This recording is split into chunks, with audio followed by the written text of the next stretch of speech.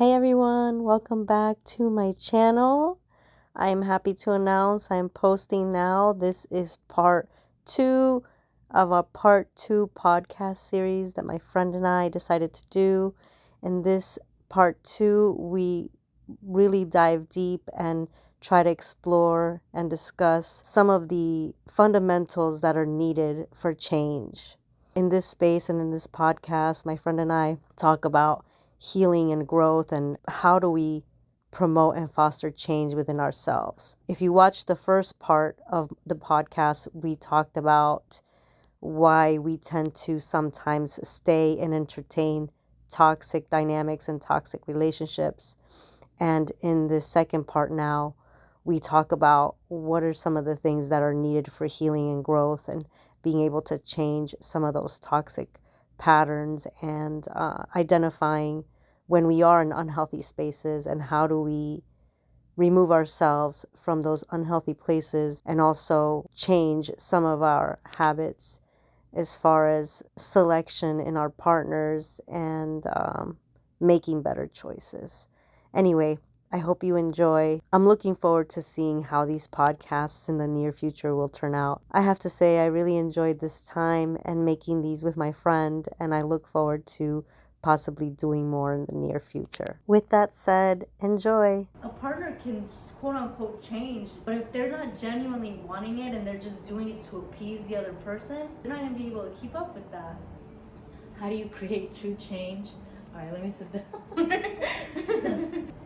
Even when you want to, it's hard. Really hard. Yes, because you think about it, we're talking about patterns that have been ingrained in us for years and years, likely childhood, right? That's where a lot of the patterns, the trauma, the learned behavior, all of that stems from. The first thing is, as simple as it sounds, is self-awareness. For me, it was that aha moment was, why did I allow myself to stay in a relationship that was so toxic? This is probably not the best approach because it comes from a space of talking down on yourself when I say what was wrong with me. But the reality of it is I needed to hear that for myself. I needed to ask myself that, like, you always want to put the finger on the other person, right? Kind of like what we saw earlier, what you were showing me. This person's pointing the finger, oh, can you imagine so-and-so did this and this and that? And all I see when I read that is, but you're allowing that. And now in this space, right, as we're growing, we're healing, now the question is, what do I need to heal? It's that initial, what is wrong with me, which I'd like to turn into more of, what can I heal? That is where you start, because without that level of awareness, without that question, and it's an admittance too, because let's keep it real, a lot of people stay in denial. They don't want to admit that something is quote unquote wrong. They don't want to admit that they need to heal. And that's why it's so easy to get in the trap of, why is this person doing this to me? Why is exactly? It's always something about someone else, right? Because it's so much easier to easier fixate on that. Exactly, because it's so much easier to point the finger outward than inward. It's so much easier to be like, well, so-and-so did X, Y, and Z, okay. But you do realize, in a way, by staying, you're allowing X, Y, and Z. 100%. People want to stay in denial. And that goes for all of us. I mean, it's hard for even people who are in the middle of healing. It's hard to sometimes look inward and say, like, damn, okay, this hurt me, this broke me. In therapy, right, talk therapy, a lot of it is going back to your childhood, seeing those things that could have possibly caused trauma. Who wants to do that? That takes work. It's not fun. It's not. Who wants to look at trauma and be like, oh damn, yeah, that's why I allow abusive treatment, or that's why I have attachment issues, that's why I have fear of abandonment. It doesn't even necessarily have to be. I've read articles, I've seen various podcasts where people grew up in a loving, safe environment, and even in a loving home with parents who did their best.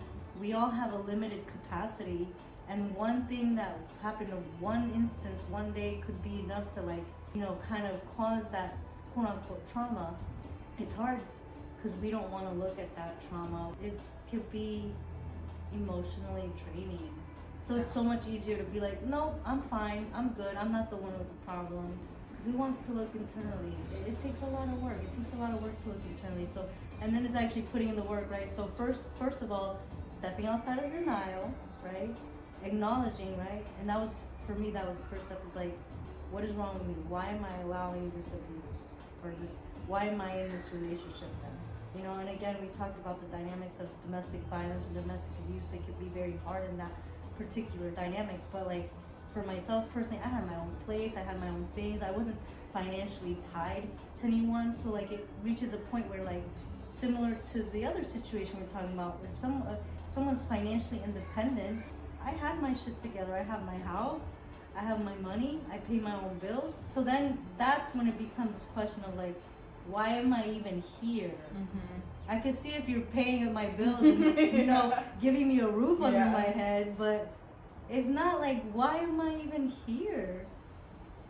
Coming to acceptance, coming to awareness, stepping outside of denial, and then digging deeper to find what was it I needed to heal from. For me, I think it was a lack of worthiness. When my therapist first proposed this, even as an idea, the schemas. Have you ever heard the schemas? Oh, girl, we gotta talk about that. There's the schemas. I have the assessment. Maybe we could do it. Nice. Yeah. So basically, in your upbringing, in your childhood, as you're raised, little traumas here and there cause certain schemas. And so I took the assessment, and some of my schemas were like lack of trust in others, fear of abandonment, but and I had some of the bigger ones, bigger ticket items, of course, go figure, right? But one of them was lack of self-worth, like not feeling worthy. And when she came to me with that, I was like, man, this is a bunch of BS. Like, I've never not felt worthy. And even admitting that in this space is difficult, because as part of me wants to be like resistant to that. Like, no, that's not true. And to keep it in simple terms, right? We can just say that I didn't feel a self-worth to have a healthy love, of having a healthy partner and a healthy love. And we could just leave it at that. It goes deeper than that. But in the space of dealing with a toxic partner, dealing in a toxic relationship, likelihood is you feel unworthy of a healthy love. Yeah. And so that was one of my schemas that for me, it was a really hard pill to swallow. Is it because you felt like in other areas of your life that, I think what people suffer from sometimes is like the two truths at one time, where you have maybe a great job, a lot of friends, so like you feel like I don't suffer from low self-worth. Right. But in this one area of my life, I do suffer from low self-worth, which is in relationships. Yes. And that's, you know, based on maybe things that happened to you as you were growing up. Right. Yeah, I think it's a little bit of that for sure, of like, but I'm doing great in all these other areas. I feel worthy of a good job. I feel worthy of a good home, good friendships or whatever. That is part of it, but a really good way my therapist explained it to me, because I used to argue with her, like literally, like I'd be like, I think this is off. I don't think that I lack self-worth. She couldn't have explained it any better way. The reality of it is we don't walk around thinking consciously in our head, oh, I'm not worthy of that. Oh, I'm not worthy. Oh, I feel unworthy today. It's a very subconscious thing. It's so subconscious that we sometimes can't even identify it. We know something's there, but we can't even identify, like, oh, there was a lack of self-worth in that. So we have to find a way to be present and bring it to the conscious awareness, because it's such a subconscious level. We almost fight against it, like, I don't feel that way. But when you really dig deep into a situation, and you're like, oh, okay.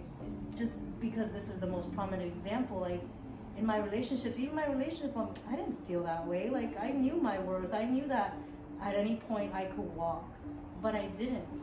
And why didn't I? And that's when you look at the thoughts that kept me in, right? And a lot of the thoughts similar to what we discussed, the grass is not always greener on the other side. You think the fear of the unknown, fear of leaving, this is what you know. Even earlier we talked about something is better than nothing. And if you think about it, those all come from lack of feeling worthy, because we don't feel worthy of a better situation than what we're in now. We made a joke out of it. It was like, your grass is fucking dead, dude. Like, like your grass couldn't be any We need more to get brown. the packing tape. Like, bro, your grass couldn't be any more brown. Even a slither of a better grass is out there. Like, what do you? Even AstroTurf is better. Oh my, exactly. So then you have to realize, like, this is coming from a place of lack of self, like lack of feeling worthy.